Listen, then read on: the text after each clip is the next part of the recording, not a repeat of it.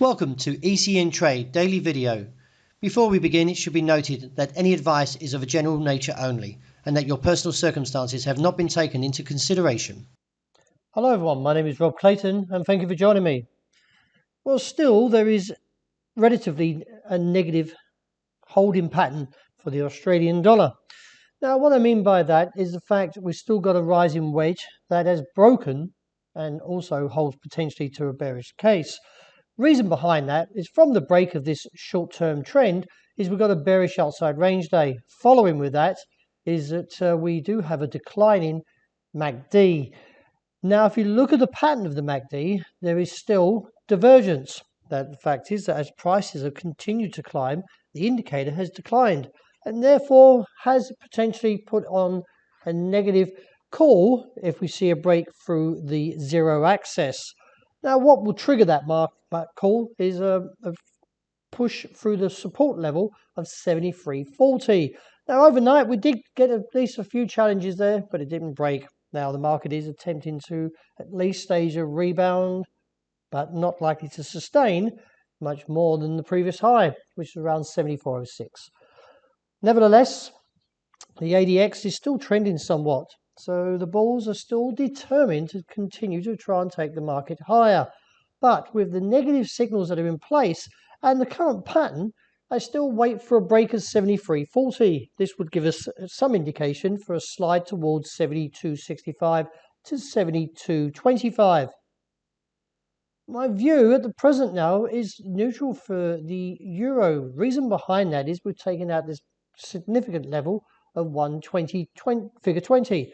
And with the dollar index, which measures the greenback strength against a basket of 6 major currencies, plummeting to a low around 91.15, is the market has left me now in the short term neutral, as I say, because when you bring this pattern in, the market is for the first time in at least the last 2 years, well, anyway, from early 2018, that is that we're in territory that which should have been actually more bearish to this pattern, but nevertheless, the dollar index dropping has actually turned the view around slightly.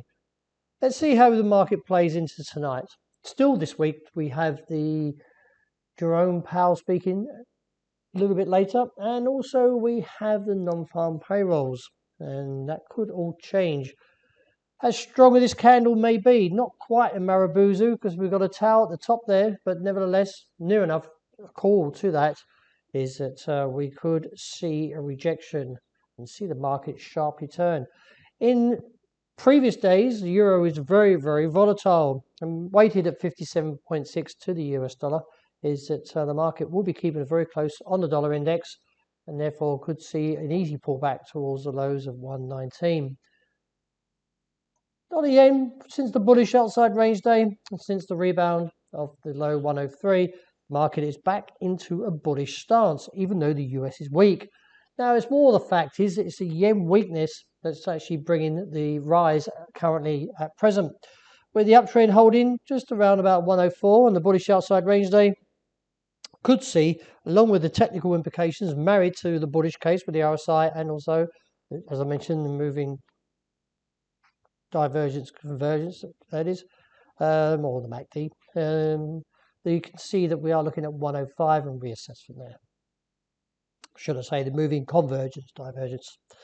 Now looking at the pound, well, there is some news overnight that we could be getting some kind of eventually a deal in place between the EU and the UK, or known as the Brexit deal, and therefore could see eventually a little bit further to a slightly upside pound. But that being said, technicals are a little bit concerning.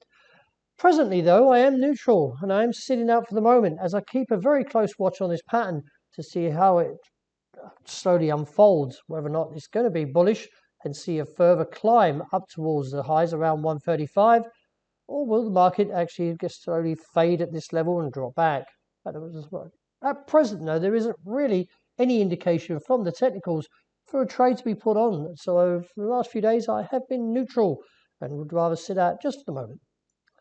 With the whipsaw price action, as you can see here in sterling, And also with the yen weaker is that the sterling yen cross has gone back to the top side of this range around 140.30.35.